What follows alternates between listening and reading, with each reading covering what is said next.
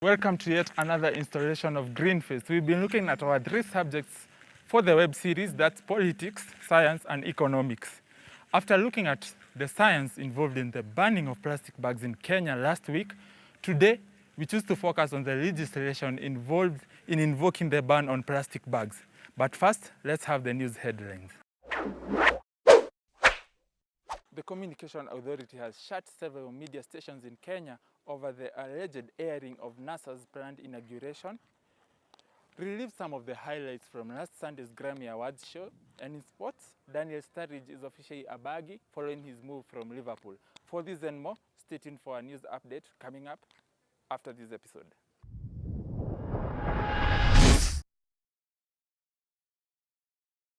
On this episode, we will examine the legislation that brought about the ban on plastic bags in Kenya. To help us understand the journey, here is Derek Masharia with our report. On the 24th of August 2017, the plastic bags ban grace period issued on manufacturers, distributors, and consumers of plastic bags in Kenya came to an end. This brought a total ban to plastic bags in Kenya. Anyone found in possession of plastic bags will be subject to prosecution, with severe sanctions being handed down. The consequences of this legislation have, however, been deemed too punitive in some quarters, with many members of the public terming them as too severe. When you give somebody a bigger fine, it's even bigger than the business person has the worth of the business. So that's more like torture to somebody. For me, that is very crazy. Yani, it's unbelievable. I grew up in a nation where it's prohibited to litter, so it was never really an issue for me. Trying to imagine nifungwe for 4 years, that is so ridiculous. 4 years, and then like the penalty is so huge and ambiguous. Were the sanctions set by NEMA too punitive? Dr. Masindano, an integrated studies lecturer at Dista University, gives his perspective. Well, I think you would have different perspectives to that, because I think different people had different impacts or different reactions to that ban. There are people who are manufacturers of those plastic bags, so of course the impact on them would be different from the users of those plastic bags. There's another category of people who actually were selling those plastic bags. So you would think about manufacturers as losing business, sellers as also losing business. The users, a level of inconvenience, a bit more of cost incurred in terms of like if you go to a supermarket, you're given goods wrapped up in the plastic bags. Now you have to buy.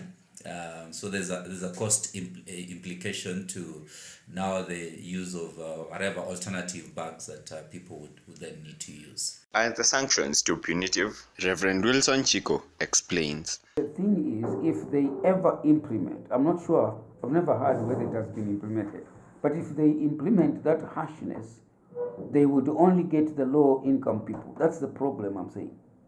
They won't get the big fish, because the big fish are putting major big things in big plastic bags. Nobody's arresting them for that. Despite our feelings towards the ban on plastic bags in Kenya, the ban still holds water. And how long it will be a law still is a question. Only time will tell. Reporting for Greenfest, I am Derek Masharia. Welcome back to the politics episode, and for our hard-hitting segment, I'm joined by a man well-versed with political affairs in this country, and I would like to converse with him about the NASA inauguration today, but I would rather discuss the issue at hand, the ban on plastic bags in the country. And Mr. Onderi, welcome to the program. Thank you very much, sir. So as much as people have spoken a lot about the ban, what it is and what is not, to you, how do you see the ban? First things first, I think that the ban came at a very good time. The country was going through a whole lot of problems. plastic bags have been a really big problem in our country, and we can see it from the drainage. First things first, the drainages are being blocked, the environment is being polluted, thus soil fertility is getting lost. A lot of things are happening in this country. And moving away from the ban, I would like to focus on the sanctions given. To me, they seem draconian and harsh. You know, fining an average Kenyan 4 million shillings, sending him to jail for 4 years for such a, I would call it a petty offense. Let me tell you, response to that, yeah. you can walk to places like Madare and you see the amount of plastic paper bags that are there. And someone else who doesn't live there is producing those paper bags, and they don't even know the effect that is on the people who are living in those areas. Madare, Huruma, Kibera, those places are filled with plastic bags. The ban came at a good time, and I like the sanctions that have been put on the plastic bags. Yeah. Sorry to cut you, mentioned No the people problem. from Madare, Huruma, and these areas. Yeah. Now moving away from the manufacturer, and let's say it's such a person earning low wages, trying to make it through life. You catch him with a plastic bag and give him the same punishment as the one you're giving to the manufacturer. Is that still fair? Let me tell you, first things first, when you're caught and you're from those areas, they won't deal with you immediately. They look for the source where you got the plastic paper bags. Obviously, people were given a time to deal with the issue of plastic bags. They were given, if I'm not wrong, it was 6 months, right? Yes. Yeah, they were given 6 months. So after 6 months, if you're caught with plastic paper bags, then the law has to be placed on you. There is no other way. So Was the period enough? Yeah, it for was. things we've used for years and years and years, and just give us 6 months. It was really, it was enough. Actually, they could even have given them 4 months, because we need to do away with this problem. Like, it's been a really big problem in the country, and we need to do away with it really quick. You see, so the time period they were given, I think it was the best time for the manufacturers to find something else to do if they were to produce other means that is not plastic bags, and for people to find other ways of carrying their goods from the market. So 6 months was a really so good time. So I assume you would have cut the period to maybe even 3 months. Even 3 months, you you hasten the process. Yeah, to 3 months. And now moving on to my next question. The ban is now on. The next thing is implementation. I've not so far heard of anyone who's been handed down the same punishment for being caught, but do you think it's something possible to hand down someone such a fine or such a sentence? Let me tell you, it boils down to the manufacturers. If you do away with the manufacturers, obviously the people in the streets won't manufacture their own plastic bags. So if you deal with the manufacturers, then the normal Kenyans will find other ways. You're finding other means to deal with it. Newspapers, they are biodegradable. They can be recycled, or anything can be done to them. But now plastic paper bags, they can't be recycled, you see. Yeah. So at least I like the way Kenyans have responded to the issue, and they're dealing with the issue slowly by slowly. When you give the manufacturers the 4 million ban, then they'll know what to do with that. What about police bribery? You know, our officers have been said you can pay them off. If you can pay them, let me tell you one thing. You've dealt with the manufacturers, right? Yes. Even if you come down to the police, even if you pay them after 6 months, what will they get? They can't get nothing. As we wind up, they've been suggested that they want now to aim at the plastic bottles. And for you, what else do you think we should ban to keep our environment? We should ban a lot of things like the plastic bottles. The plastic bottles, they should be done away with, because they're not different from the plastic bags. So for those people who are concerned about jobs and everything, what maybe will you tell them as we wind up? There are other jobs out there. It's not, you can't focus that you'll do production of plastic paper bags for the rest of your life, or things like how will you pack things for your customers. There are other ways to do things outside there, and I urge Kenyans to move to the other ways instead of just relying on the paper bags for their life. It's something that will help them later in life, and they should just focus on that. So Mr. Simeon Onderi, thank you so much. You're welcome. For having time for us today here on Greenfest. Yeah, so that has been Mr. Simeon Onderi, and stay tuned to catch our hyper local report coming next after this commercial.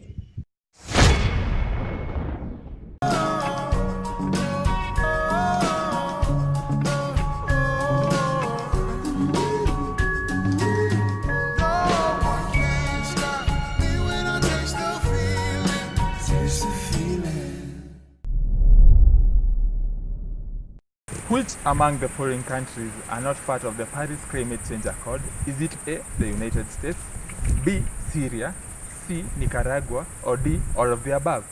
Stay tuned for the answer at the end of this program. For now, is it too severe to fine someone 4 million shillings over a simple plastic bag? Here is our hyperlocal report. So what's up, people? This is Adifete, as usual, as you know. So this is the question. How can someone be jailed for 4 years and been fined 4 million because of using a plastic paper bag? I'm telling you, come now. I think that's unfair. I think that's not realistic.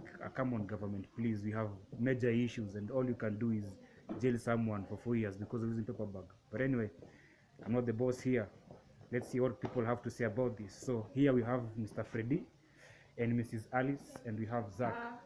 So Freddy, welcome. Thank you. Tell me what's your opinion. What do you think about this issue? According to me, it is very unfair, owing to the fact that as a nation we have major issues as corruptions in public funds being misused, and we've never had a person being jailed. So jailing somebody because of using a paper bag and the charges is being fined 4 million. To me, it's unrealistic, and I feel like the government is playing with us picky ponky, which is really not helping. Yeah. Thank you so much. So, Mrs. Alice, Mr. Freddy, tell me, what do you think about it? I think it's very unfair, owing to the fact that this was just introduced recently, and they should have been given a lot of time so that to abolish the using of the polythene bags. And so I think we should concentrate on more on virtual issues that are affecting our country as per now. Yes. So they should be released now. Yeah. They should be released. Ogawa. Yes. So you're in the know now. You see? Jailing someone for 4 years because of using a paper bag ain't realistic. We are facing crisis in our country. Come on. Recently, guys who had 50 million, when you leave 50 million from the bank, and their story, we don't know where they are right now.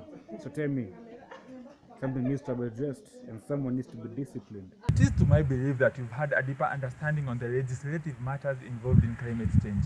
Next week, we'll look at the economics of climate change, where we will have an intriguing interview with a man who's made a living out of waste.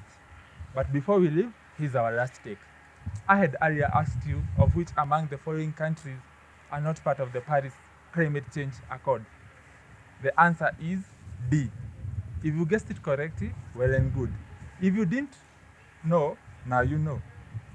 Thank you for watching, and I'll see you soon. The